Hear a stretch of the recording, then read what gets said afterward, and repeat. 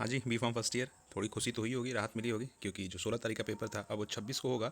हाँ, पर उसकी वजह से जो 4 दिन एक्स्ट्रा मिल गया, 20 तारीख से आपके पेपर स्टार्ट हैं और पहला ही पेपर आपका है फार्मास्यूटिकल एनालिसिस का। उसको लेके इसमें देखेंगे क्या इंपॉर्टेंट है, क्या इंपॉर्टेंट क्वेश्चन आ सकते हैं प्रीवियस ईयर से रिलेटेड सारी चीज़ें।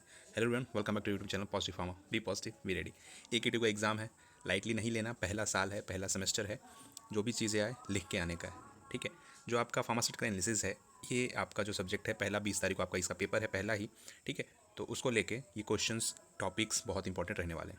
अगर कुछ इंपॉर्टेंट टॉपिक्स देखा जाए जिसमें से आपके आते हैं, तो फर्स्ट यूनिट से आपके मेनली आप देखा तो इरस से आपके बड़े क्वेश्चन, लॉन्ग क्वेश्चन बनते हैं 7 नंबर और 10 नंबर में। मेनली 10 नंबर में पूछा जाता है और उसके साथ साथ 7 नंबर में प्रिपरेशन और स्टैंडर्डाइजेशन आपका इस समय mainly oxalic acid, potassium permanganate, ठीक है, सोडियम थायोसल्फेट, ये आपका पूछा जाता है, ठीक। और बाकी जो ऊपर के हैं उसमें से आपके जो मेथड ऑफ एक्सप्रेसिंग कंसंट्रेशन इसमें 7 नंबर का बनता है, बाकी 1-2 नंबर क्वेश्चन इसमें रखने को मिलता है। वहीं दूसरे यूनिट से जो इंपॉर्टेंट क्वेश्चन बनते हैं, एक थ्योरीज ऑफ इंडिकेटर्स और दूसरा आपके weak acid, strong acid, weak base, strong base, इसके ऊपर आपका न्यूट्रलाइजेशन कर्व के ऊपर क्वेश्चन बनता है, लॉन्ग क्वेश्चन, ठीक है। बाकी इसमें से एसिडिमेट्री, अल्काइडिमेट्री 2 नंबर क्वेश्चन। इसमें मोस्ट मेथड वोलार्ड मेथड से ये आपके 10 नंबर में पूछ सकता है। Modified Volhard method, Fizaan method, ये 7 नंबर में आपका पूछता है। कॉम्प्लेमेक्सी टाइट्रेशन में आपके डिमार्क्सिंग एजेंट, मास्किंग एजेंट, ठीक है, और मेटल आयर इंडिकेटर्स के ऊपर आपको नोट देखने को मिल सकता है। दूसरा ग्रेविमेट्री में आपके प्रिंसिपल और आपके ग्रेविमेट्री एनालिसिस पूछ सकता है, ठीक है। ये 2 नंबर में आपके पूछ सकते हैं, पोस्ट एंड को प्रेसिपिटेशन। 7 नंबर में 2 नंबर में तो डाइजेशन पूछता ही है। 7 नंबर में टोटल सेम ऐसा ही क्वेश्चन आपका आ सकता है, प्रिंट हो सकता है, जो ऐसा आपका सिलेबस में लिखा हुआ है, ठीक है। डाइजेटाइजेशन आप एक बार पढ़ लीजिएगा। यूनिट 4 से आपके 2 नंबर के क्वेश्चन देखने को ज़्यादा मिलते हैं, नोट आपको देखने को मिल सकता है, ठीक है। डिफरेंशिएशन, आइडोमेट्री और आईडीमेट्री में आप देखने को मिल सकता है। उसके साथ साथ जो यूनिट 5 है, ये आपके इसमें लॉन्ग क्वेश्चंस काफ़ी आते हैं। चाहे डायरेक्ट आप कंडक्टिमेट्री पूरा आपका पूछ ले, सेल आपका इलेक्ट्रोकेमिकल सेल, ठीक है, कैलोमिल सेल, सिल्वर इलेक्ट्रोड कहाँ यूज़ होते हैं, कैसे आपका होता है। और उसके साथ साथ पोलरोग्राफी का पूरा आपका ये पूछ सकता है, construction and working of dropping mercury electrode, ठीक है। तो ये चीज़ ध्यान रखिएगा। यूनिट 5 हो गया, यूनिट आपका 3 हो गया, ये थोड़ा इंपॉर्टेंट है, इसमें से क्वेश्चन आपके ज़्यादा। और यूनिट 2, ठीक है, तो इसमें से क्वेश्चन ज़्यादा आते हैं, लॉन्ग क्वेश्चंस। क्या कुछ पेपर रहने वाला, गेस्ट पेपर कह सकते हो, प्रीवियस ईयर के क्वेश्चंस के बेसिस पे, और आपका इंपॉर्टेंट क्वेश्चन वो आप देखते हैं। ये आपका एज अ गेस्ट पेपर रहने वाला, इंपॉर्टेंट क्वेश्चन रहने वाला है, जो भी as per previous year, as per important, जो हमें पता है, हमें जानते हुए, ठीक है, पढ़ाया हुआ है, पेपर बनाए हुए हैं उस बेसिस पे, ठीक है। तो वो आपके क्वेश्चंस को देखने को ऐसे हो सकते हैं। सेक्शन आपको ऑलरेडी पता है, पैटर्न ऑलरेडी पता है।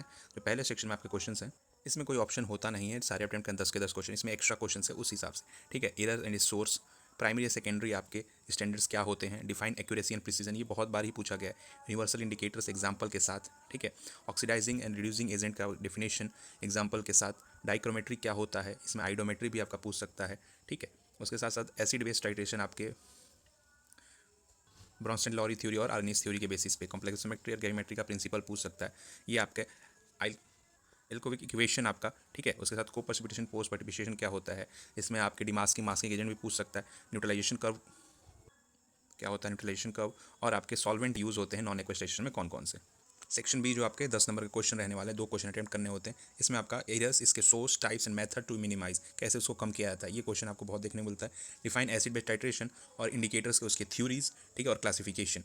Write and note on acidimetry, alkalimetry with estimation of sodium benzoate, ये चीज़ देख लें। एस्टिमेशन आपके सोडियम बेंजोएट हो गया, सोडियम क्लोराइड हो गया, ये आपके पूछता है। Detail note on Mohr's Volhard method, ठीक है, मोर्स एंड वोलार्ड मेथड के ऊपर डिटेल नोट आपको दिखना।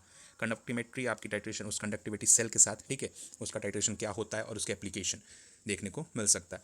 ये आप 10 नंबर क्वेश्चन वेरी कर सकते हैं, ध्यान दीजिएगा क्वेश्चंस में, ठीक है। सेक्शन सी क्या है, जो आपका है 7 नंबर क्वेश्चन होते हैं, 5 करने होते हैं। पोटेंशियोमेट्री क्या होता है, कंस्ट्रक्शन वर्किंग आपके इलेक्ट्रोकेमिकल सेल के ऊपर देना होगा, ठीक है। Principle construction and working and uses of dropping mercury electrode and rotating platinum electrode, ठीक है। तीसरा क्वेश्चन आपका है give basic principle method and uses of diazotization reaction, ठीक है। Write and note on modified Volhard method या फिर Fajans method.